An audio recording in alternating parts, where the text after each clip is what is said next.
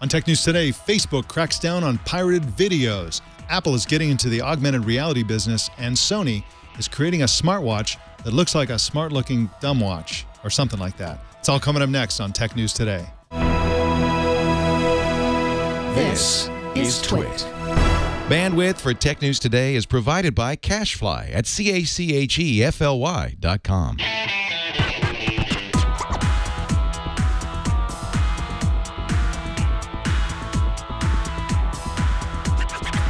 This is Tech News Today for Monday, August 31st, 2015. This episode is brought to you by Intel. Small business owners can't afford to choose between A or B. If both help your business, you want A and B. With Intel-powered 2-in-1s, you get performance and mobility, power and freedom. That's the power of and. Experience it at smallbusiness.intel.com. And by Blue Apron. Blue Apron will send you all the ingredients to cook fresh, delicious meals with simple step-by-step instructions right to your door. See what's on the menu this week and get your first 2 meals free by going to blueapron.com/twit. That's blueapron.com/twit. Tech News Today is the show where we talk about the tech news with the journalists who report it. My name is Mike Elgan, and our co-anchor today is Politico reporter Zoya Sheftalovich. Welcome to the show, Zoya Sheftalovich. How you doing? Thanks, Mike. I'm doing great in miserable, rainy Brussels today. Well, I mean, that's okay because you're in your shiny new global headquarters. No, you're in a new building for Politico there. Can you tell us what's going on there? You just moved, right? That's right. We just moved. It's some pretty fancy digs. We were over at the Residence Palace, which is the international press headquarters in Brussels. But this building, actually, funnily enough, that building was the Nazi headquarters. Wow. And I don't think that much had changed since then. No air conditioning, very grim. You know, it felt like you were really somewhere pretty oppressive. So we've moved to some pretty shiny new offices, and we've got air conditioning, which is really all I care about for now. And no Nazis have ever marched through there, so that's probably a good thing. Not a one, as far as I know. And your colleagues are out at a bar somewhere drinking, and you didn't go with them in order to do this show, and for that, we salute you. Thank you so much. So let's jump. It's always a pleasure. All right, pleasure's all mine now. Let's jump right into the news. Fortune writer Erin Griffith reports in an exclusive this morning that CEO Larry Page of Google, or Alphabet, or whatever it is at this particular moment, canceled the launch of a new product related to Google Maps called Google Here. Erin Griffith joins us now to talk about it. Welcome to the show, Erin. Hi, Mike. Thanks for having me. Thanks for coming on again. Now, can you describe what Google Here is or was or would have been? Well, I never experienced it firsthand, but according to, a document that I saw, it was basically a way for Maps to do that thing that everyone has been talking about for years, but haven't really ever figured out, which is the dream of when you walk into or walk by a Starbucks, your phone buzzes with a deal and suddenly you have a message that's tailored to you, tailored to where you are, and it kind of closes the purchase loop for the advertiser and the platform. And so that was kind of one use case. There were a lot of other use cases that were described, such as going onto a train platform and you get a notification that says exactly when your train is due to arrive. All kinds of kind of location-based things, all built into Maps. So that was the idea, but earlier this year it was killed for reasons that can only be speculated on. But there's a couple that I wrote about in my story. And what were those reasons? I mean, it sounds like a pretty useful potential product. So what was it? The creep out factor that killed it?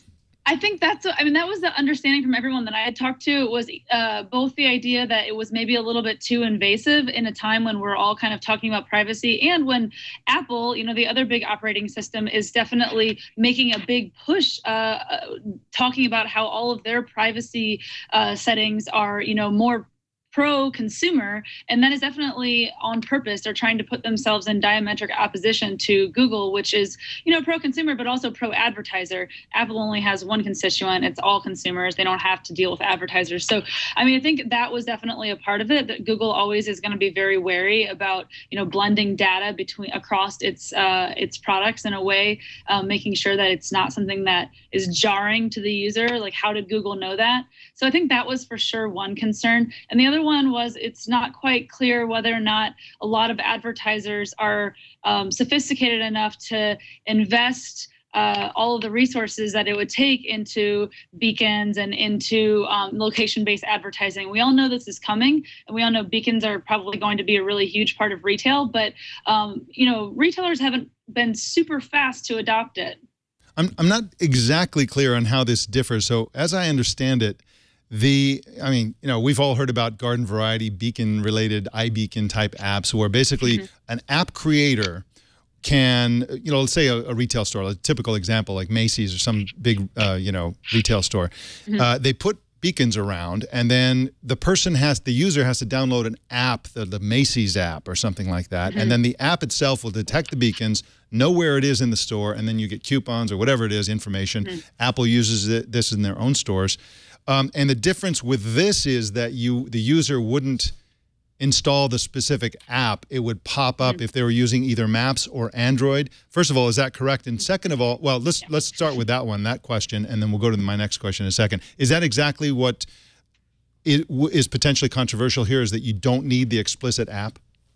Well, I actually think that's not controversial. That's the part that's really interesting to me, is that, you know, people aren't downloading apps anymore, and if they're downloading apps, they're definitely not downloading, you know, the Macy's app. You know, Starbucks has a pretty successful app. Walgreens, Target, you know, some companies have had a lot of success with their mobile apps, but in general, you know, a lot of the retailers don't really see the value of having their own specific app and then spending a lot of, you know, marketing behind that to try to get users to download an app. I mean, how many retailers do you really want on your phone? And so this idea is a way to talk to people in your store without having to make them download a specific app because they already have Google Maps on their phone. So that's, developers are calling this appless distribution, and I think there's a lot to that. I think that's going to definitely be something that retailers will be interested in, but this particular version, for whatever reason, didn't quite work out. I wouldn't be surprised if we saw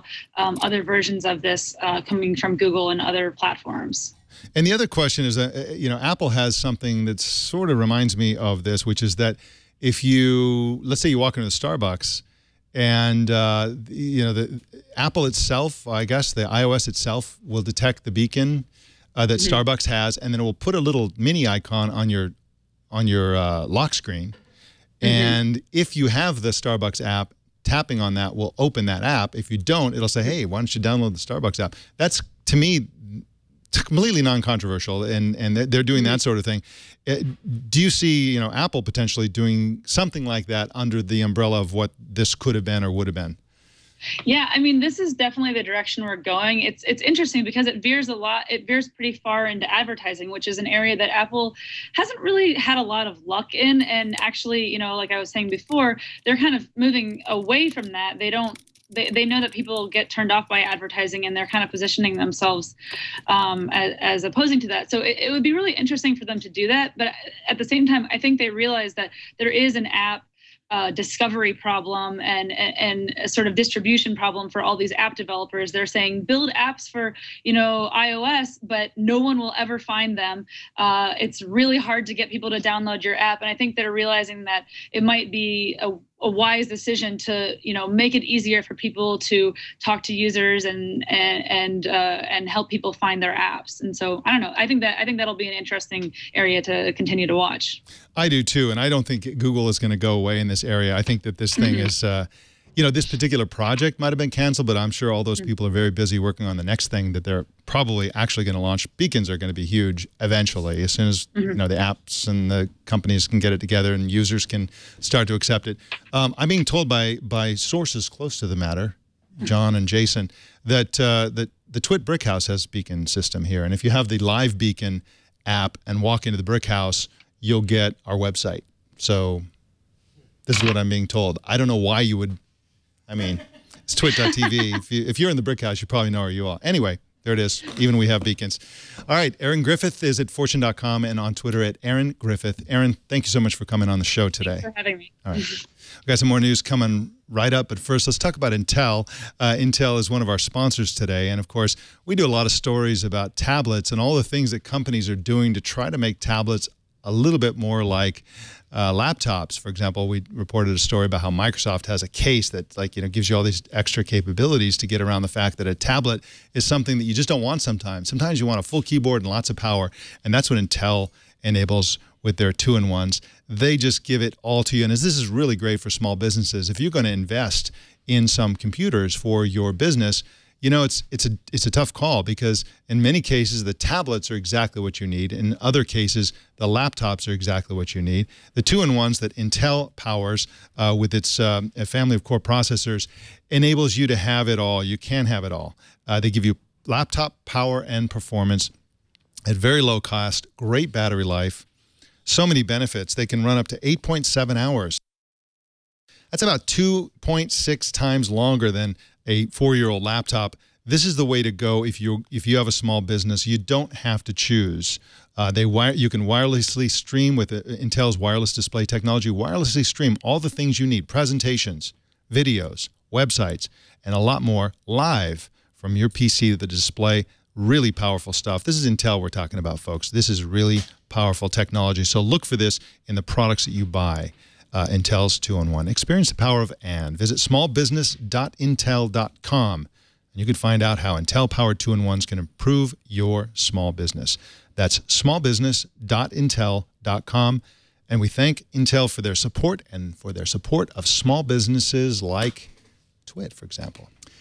As the number of videos people watch on Facebook skyrockets, complaints from video creators about unauthorized posting is way up as well. Now Facebook is taking action with new technology that notifies some content creators when their videos are posted without permission. Chris Foxx is a technology reporter for the BBC and joins us via this blisteringly beautiful video stream and background. Thank you so much for joining us today, Chris. Hello, Mike. How are you doing? I'm doing great, thank you. And on a holiday, too, and I thank you for that. Now, how widespread is the posting of ripped videos on Facebook exactly?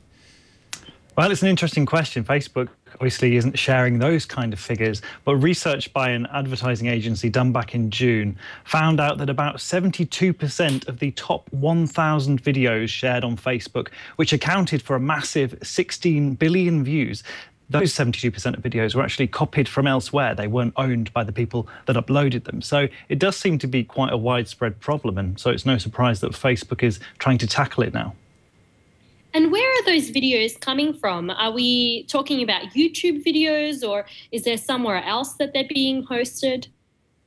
Well, it's no surprise that some of the content does come from big broadcasters. On Facebook today, I was watching clips of the VMAs, which I don't think have been broadcast here, certainly not in free television, but I was watching the clips for free on Facebook. They were there, they were available to see. But the people that have complained the most are YouTube stars, people like Hank Green, who at the beginning of August wrote a sort of open letter to Facebook on his blog, saying that it was time something was done. He said it was inexcusable that Facebook had built this massive video platform without any sort of content ID controls that can detect when a YouTube star has had their videos ripped off Facebook and ripped off YouTube, sorry, and put onto Facebook. Of course, it's very hard at the moment to find videos if you're looking for something specific on Facebook. It's very newsfeed orientated, so you can go through and have an enjoyable session clicking on video after video as they're served up to you. But trying to go back and find something you've watched before is very hard, and so that makes it hard as well for content creators to search for their content and try and find if it's been ripped. Now, how much do we know about Facebook's technology itself? How does the matching tool work exactly? Well, they've already been using Audible Magic, which is quite widely deployed in the industry. That works with record labels, and it uses sound signatures, so it can find matching clips from movies or songs that have been stolen. But it's also developed its own video matching algorithm. And when I clarified with Facebook the other day, because it didn't seem entirely clear whether it was just detecting whole videos that had been ripped, but Facebook said if more than one part of a video was from different people, it could detect and tell both those people. So it appears at least that it can detect portions of people's videos that have been included in somebody else's video. So it seems to be able to detect the video stamp and then report that to the users. But of course, it's different to Content ID on YouTube, which detects content automatically and either disables it or monetizes it. Facebook hasn't got round to widely monetizing its video content yet. And so the best it can do is alert you if you're one of the selected partners that has this system in place, and it can ask you whether you want to take the video down. So at the moment, no monetization, and also no automatic removals either.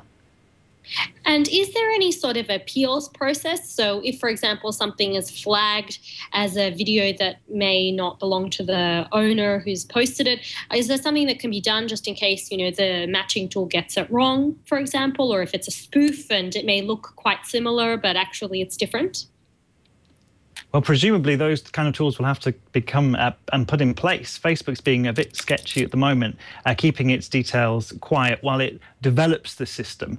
It said it's doing it with selected partners at the time being, so it's not even available to everyone. It's working with the full screen network, a massive network of content creators, and also with some broadcasters, but certainly not with you and I and everybody out there uploading on the platform. Selected partners for the time being. And you'd imagine that an appeals process would be something that they would want to implement in due course. I have to admit that I kind of like Facebook's approach better than YouTube's because, a lot of times you have a perfectly legitimate, fair use usage of some clip or something like that, and sometimes YouTube just takes it down, and then you have to go and figure out how to deal with that, and it's very difficult. They don't exactly have a tech support hotline over there at Google, whereas Facebook's, yes. they let it's a more manual process, and it sounds like it's a little bit more forgiving, although I doubt that it will last because eventually that may become, once they roll it out more broadly, it may become too unwieldy to do that on a case-by-case basis like that.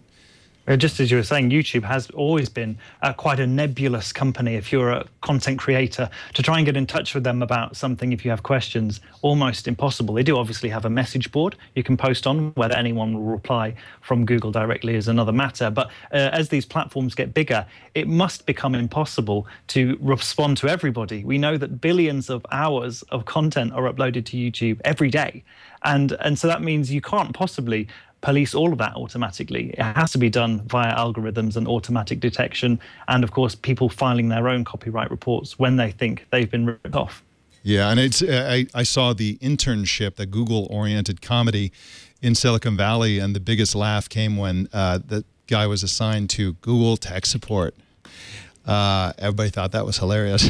Chris Foxx at bbc.co.uk, and you can find him on Twitter at @ThisIsFoxx with 2 X's at the end. Chris Foxx, thank you so much for joining us and on a holiday. Really appreciate it. Have a great day. See you too. All right. Bye-bye. Police and intelligence agencies in Colombia have created a secret and illegal system of mass surveillance that would make even the NSA blush. The information comes from a detailed report by the London-based Privacy International organization. Amar Toor is a reporter for The Verge and joins us now. Welcome to the show, Amar. Thanks for having me. Amar, unlike the NSA's mass surveillance, which takes place under a series of laws that are, they're contested and they're challenged and so on, but they're supposed to be laws that this happens under. The Colombian programs are completely outside Colombia law, according to Privacy International. Can you talk about the history of surveillance battles in Colombia? It all started in the 50s, right? Yeah, I mean, this is a battle that goes back almost as long as Colombia's ongoing internal conflict with, of course, the FARC rebels and various other rebel groups.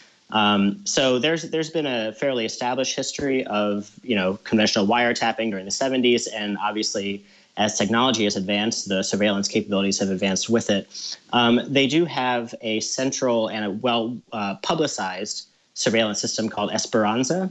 But what this report reveals is that there have been several agencies actually across Colombia, police agencies, intelligence agencies, that have basically set up their own individual and independent surveillance systems for phone data, internet data, and all independent of one another, and again, outside of the realm of both the law and the public sphere. And how exactly have they been doing this? How is this surveillance working in terms of what are the processes and what's being flagged up, really? Well, that's one of the main issues is that a lot of these have basically been happening in the dark.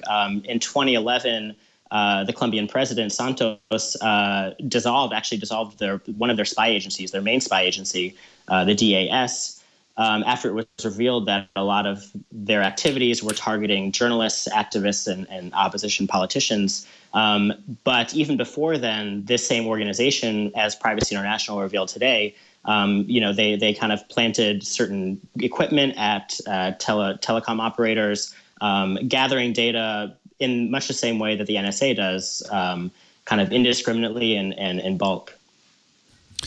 And you mentioned FARC. We're not talking about Drew Curtis's site, FARK.com, which is a lovely site. We're talking about FARC, which is a Marxist terrorist organization that's been around for a long time.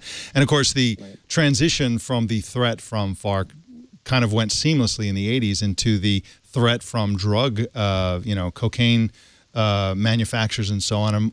I've just started watching Narcos, which is a fantastic, what is it? I think it's Netflix, or no, it's, I think it's one of those shows, but it's a great, great show about the drug history of cocaine in the 80s. And anyway, so what is the involvement of America's Drug Enforcement Agency here? They're in this somehow involved. What is their involvement? Well, they actually originally helped set up Esperanza, and there have been several reports, which again is the main and publicly acknowledged surveillance system. And obviously their involvement in the region dates back, and it's somewhat ignominious. So there are reports about how a lot of American aid and money has actually been funneled into these surveillance systems that have been turned, again, towards activists and for political gain rather than for their original purpose, which was to actually conduct useful and meaningful surveillance on these rebel groups. And to be fair, there is clear evidence that a lot of these efforts, at least towards the beginning of the decade, were very effective in at least locating and targeting and in cases leading to the capture or killing of these rebel leaders. So. Wow, amazing. What a story. Amar Toor is at TheVerge.com and on Twitter at Amar2, T-O-O. That's A-M-A-R-T-O-O. Amar, thank you so much for coming on Tech News Today. Thanks for having me. All right. Well, evidence is mounting that Apple may get into the augmented reality business. The most recent hint is that Apple hired the lead audio engineer for Microsoft's HoloLens project, according to Piper Jaffray's Gene Munster. The unnamed engineer will join a team that Apple is assembling around augmented reality. In March, for example, Apple bought Mateo? I don't know how to say that. Mateo, you want to go with Mateo? Okay, we'll go with that one. For 32, it's also a town, for $32 million in what was essentially an acqui-hire of augmented reality engineering talent and the patents they created. Zoya, Sheftalovich, this is something that people shouldn't get too excited about, in my opinion. I think if Apple does in fact get into augmented reality, it won't be, I don't think it'll be within the next 3, 4, maybe even 5 years. I think this is kind of a long play for a company like Apple. Probably. And I think there are so many companies that are so much further along with augmented reality. The question will be, is this going to be another Apple Music style scenario where Apple is so late to the party that the question is whether it's even going to make a splash? Yeah, I think that's a good point. And again, even the companies that are way, way ahead of Apple, like Oculus, which is owned by Facebook, like Google's got some stuff in the works. Lots of companies are working on it, and they all seem to keep delaying it. Like, they promise it, and then like, oh, we need another 6 months. Oh, we need another 6 months. So it's a really hard problem. It's a really hard chicken and egg problem because, of course, in addition to having the technology, you have to have the processing power, you have to have the bandwidth, you have to have the content, which is really another big issue that companies have to deal with. So you don't want to get... Absolutely, and the appetite for it as well, because the question is what exactly is going to be the most useful or the most interesting stuff if we're talking about actual, day-to-day stuff. I mean, we saw with the Google project the way that didn't take off the way I think Google had hoped it would. So the question is there a market and how is it going to be exploited and who's best positioned to figure out where the people are going to be? Yeah, and you could also imagine a minimalist approach, I guess, of the kind that we saw with Google Cardboard, where they had some, sort of prototypical content that allowed you to sort of look around in this virtual space. You could see Apple doing something like that with the iPhone, some small, inexpensive, limited type of thing, as opposed to full-blown augmented reality where you walk around in the world and see things through goggles or something like that. I don't see Apple getting into that. Nowhere near, the current time, 5 years, 10 years even. I just don't see it happening anytime soon. Absolutely, and we'll see what they do come out with. I did try on those Google goggles, and I think I took a virtual reality tour of a museum, and that was pretty cool, but I don't know that I would be doing that every day. Yeah, exactly. Well, Sony is crowdfunding a smartwatch called the Wena Wrist using the company's own crowdfunding platform. Wena stands for Wear Electronics Naturally. The watch looks like a regular old dumb watch, but supports NFC payments, blinking light, vibration notifications, and activity tracking.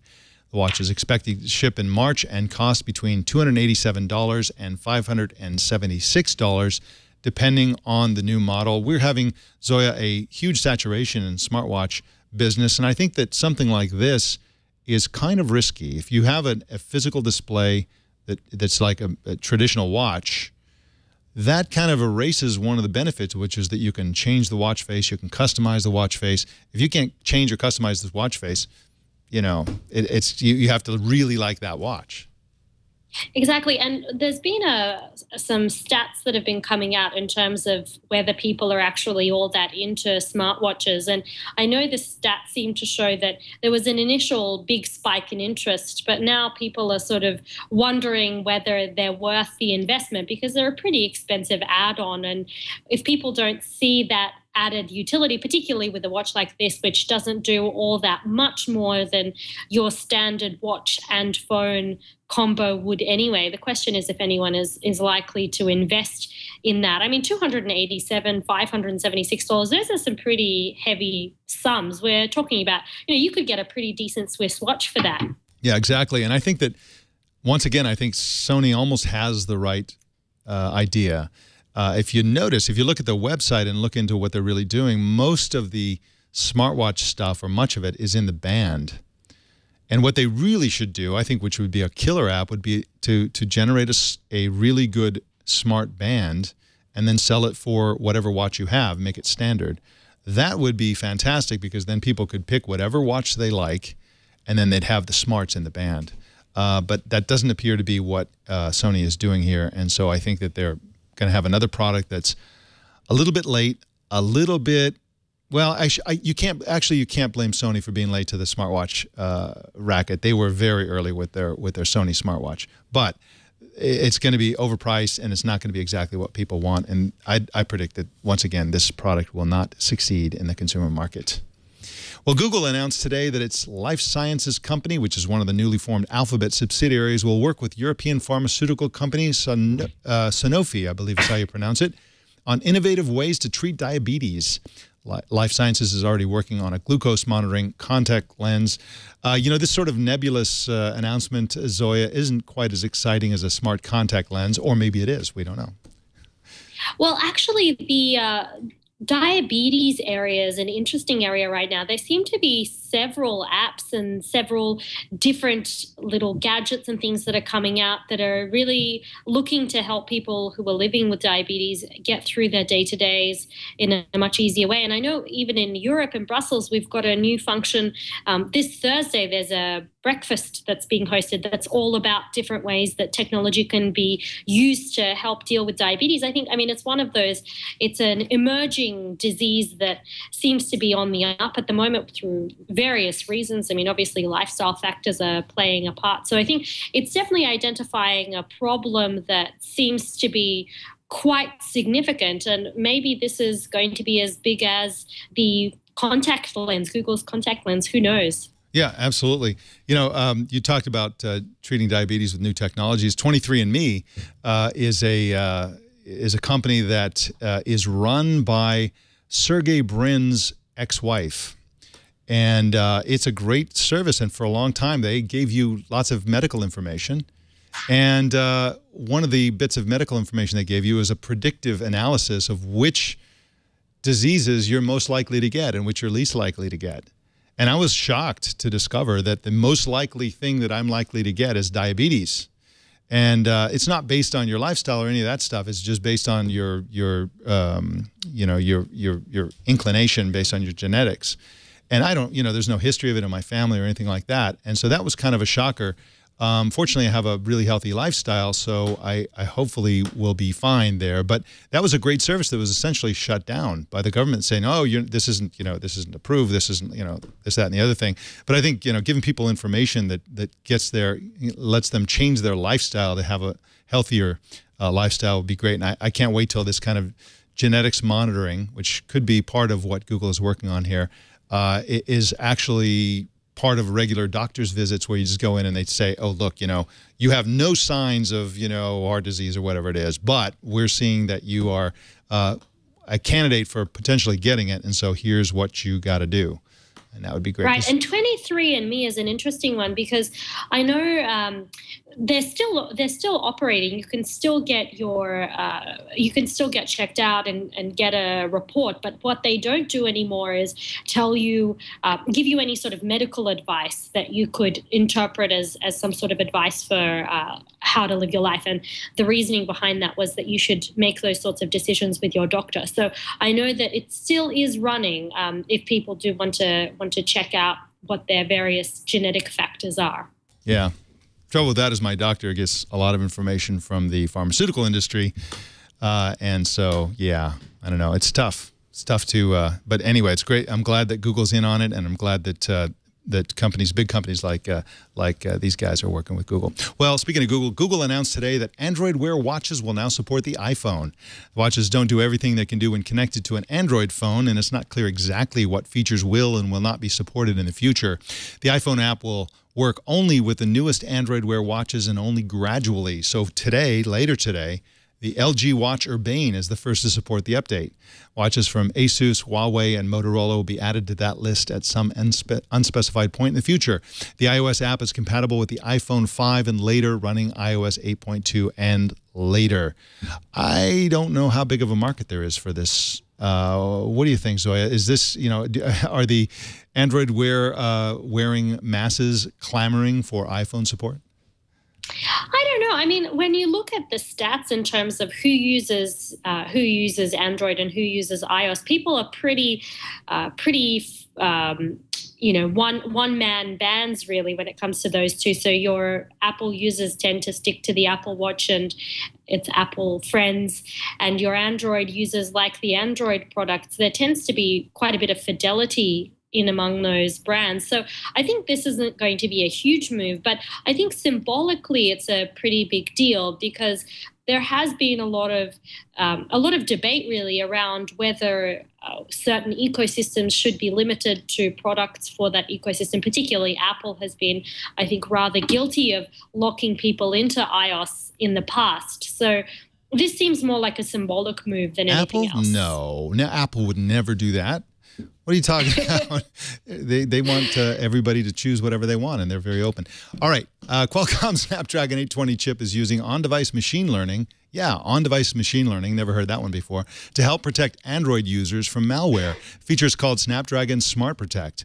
It monitors how the phone is being used, and it looks for weird behavior. So, for example, if the phone is sending an SMS but the display is off, Smart Protect also uses ARM's Trust Zone platform for running apps separately from the operating system.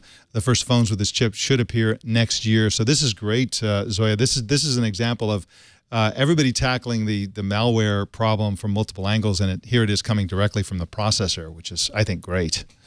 Particularly for phones, I think it's so important because, I mean, really, most people are now accessing the internet primarily from their phones, and there hasn't been too much out there that's been looking at that kind of fraud prevention for phones, particularly as people start using their phones as credit cards and, as basically the keys to the rest of their lives. I think this is a really interesting move, and we're going to see certainly more of this, particularly as we're seeing more and more hacks coming through, and it becomes apparent just how insecure those mobile phones can be. Yeah, absolutely. And those, those antivirus apps are not super helpful for the time being. Well, India's Economic Times newspaper reports today that Indian regulators are accusing Google of abusing its dominant position in the search market. The Indian giant Flipkart is one of many companies complaining that Google boosts rankings in search results when companies buy more ads from Google. And just like in Europe, Google is being accused of favoring its own products in search results over those offered by its competitors. Zoya, you may be familiar with Europe's antitrust measures against Google. What do you make of this? Do you think this is going to, the fact that India is looking at this, will this influence Europe at all? I think it certainly builds a picture in terms of when you've got this sort of critical mass of investigations around the world. I think it sends a message to Google that they are going to have to explain themselves when they present search algorithms and when they rank certain things, particularly when you're talking about paid search results versus organic search results. And that's the issue at heart, really, in this case and in the privacy in the antitrust case in Europe, because the question there is whether Google subjects its own search results to in Google Shopping, for example, and specifically Google Shopping, to an algorithm. And of course they don't. They have horizontal search results and they have the vertical search results, and Google-sponsored content doesn't actually get subjected to the same algorithm. So it's a very similar situation, and certainly in Europe the case is moving forward. Now Google has responded to the statement of objections that the European Commission essentially charged it with. So they claimed that Google was acting unfairly and treating its competitors unfairly. So this is very similar to what's happening in Europe, really. And I think it's earlier on in the case, and we'll see what happens with it. But it does send the message that probably Google is going to need to change how it operates globally, because it really can't afford to continue defending these actions around the world. Yeah, it's a weird situation. And of course, Google's response to the EU was, you're just wrong. You're just wrong about everything. You don't understand the search business. You don't understand the online shopping business. You don't understand anything. And so that was an interesting response. And then there's another school of thought that says, hey, it's Google's company. They should be able to do whatever they want. And in fact, a variant of that perspective is that Google's opinion about what's good and relevant is the product. That's why you go to Google, because you want their opinion about what are the best services. And Google would argue that their results are based on all kinds of things, especially how the results appear. And of course, they make sure that their own products always appear beautifully in search engine results, and maybe their competitors don't. And a lot of people tend to think that this is Google versus European companies, but to a very large extent, it's American and other companies complaining to the EU about Google. So it's like to a very large extent, it's a battle that American companies are fighting in the battlefield of the EU regulations. So absolutely, and one of the loudest voices in the battle in Europe is actually Microsoft, which has been on the receiving end of plenty of European, let's just say, intervention over the last decade. So they are well familiar with the instruments that the European Commission and its various bodies have at their disposal, and now they want to have their go on the other end of the complainants' table. Yeah, exactly. Now, we talk a lot about virtual. We got some more news for you coming right up. But first, we want to talk about Blue Apron. It's one of our sponsors today. We talk a lot about virtual reality as a replacement form of entertainment from things like watching TV. And what is that exactly? That's a situation where you take some passive activity of watching TV and you go virtual and actually try to experience similar types of content, presumably movies, whatever it is. But when it comes to cooking, Americans seem to watch more cooking shows than they do actual cooking. The actual cooking, home cooking is way down. People are doing a lot less of it than they used to. Part of the reason, I think, is that there's a couple of lost generations. It used to be that everybody made food from scratch right there in their kitchen, and then we went through this sort of dark ages of industrial processed food for a few decades, and now we're emerging out of it, and everybody's super interested in food and cooking and how it works, but nobody knows how to do it these days. Young people don't know how to cook. Well, here's a solution for you: Blue Apron. They will teach you how to. You'll go straight to the deep end of the pool when it comes to cooking, because they'll teach you how to make fresh, perfectly proportioned meals with step-by-step instructions. They'll send you the ingredients. They'll send you everything you need, and they won't send you anything that you don't need, so there's very limited waste. You don't have to waste time going to the grocery store. You don't have to waste time going to a restaurant. And, of course, restaurant food tends to be very unhealthy. Every single Blue Apron meal is somewhere between 500 and 700 calories. So you go to a restaurant and get some comparable food. You get Thai food, for example. You go to a Thai restaurant, you're going to be in the thousands of calories in a typical Thai dish.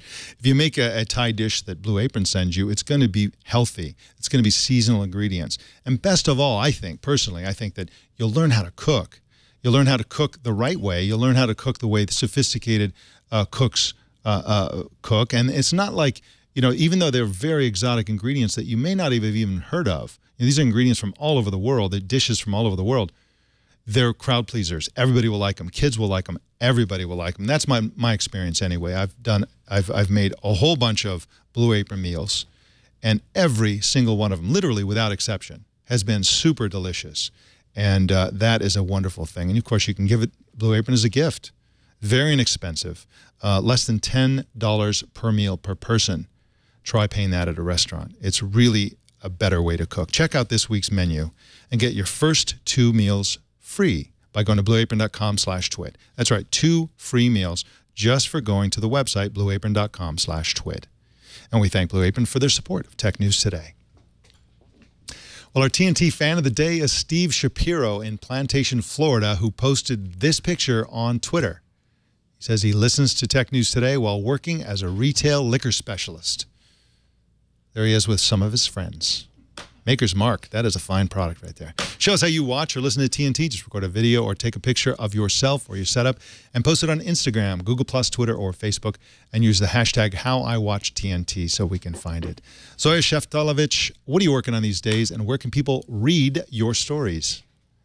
Well, the big stuff that's happening now is now that the European Parliament is back from their August break, we are getting into data protection territory. Europe has a big new data protection regulation coming in sometime in the next couple of years, and they're just in trialogue discussions, which means that the 3 EU parties are all deciding what it's going to look like when it comes out. And it's really interesting. I mean, certainly the marketing companies are very concerned because it could potentially ban targeted advertising, collecting information to actually have targeted advertising. So that's my big story at the moment. That's what I'm following, and you can find all of that stuff on politico.eu and also politico.com on occasion. Now wait a minute, Zoya. Before I let you go, they're talking about banning the collection, like even if people want it, even if people are willing to opt in, or is it just banning collecting it? They're talking about opt-in. So it would require someone to physically opt into it rather than opt out or something along those lines. So essentially the end game, what it's going to look like if we do have an opt-in system, is going to be pretty significant, a pretty significant change to the marketing industry, because it also has to be informed consent. So it relies on someone sort of clicking through, reading a whole bunch of information about how their data is collected and tracked, and then clicking OK, sign me up, which is very unlikely to happen for a large proportion of people when there's nothing that they're really getting in return. Yeah, I would guess that it's somewhere around 99.9% of the people who click I've read it, even though they haven't even glanced at it. That's how it goes. Well, that's interesting, and we'll see. We'll read your stuff and see how that all turns out. Zoya Sheftalovich, thank you so much for joining us today on Tech News Today. It's an absolute pleasure, and I'm sure I'll see you all around soon. Oh, you got to catch up to your colleagues. They're like halfway done with their drinking bout or whatever it is. So good luck to you. Exactly. And thank you so much, and we'll see you next time. Bye-bye. See you soon, Mike. Bye. Bye. Well, you can subscribe to Tech News Today on the Twit website. Just go to twit.tv/TNT, and you'll see all the options there. You can also watch us live every weekday at 10 a.m. Pacific, 1700 UTC at twit.tv/live. You can follow us on Twitter at Tech News Today TV. You can follow me at elgan.com. Don't miss our other news show, Tech News Tonight at 4 p.m. Pacific every single weeknight. Tonight's interview guest is Variety's Andrew Wallenstein. That is the Tech News Today. The show is produced by Jason Cleanthes and edited by Anthony Nielsen. My name is Mike Elgan. Thank you for tuning in. We'll see you tomorrow.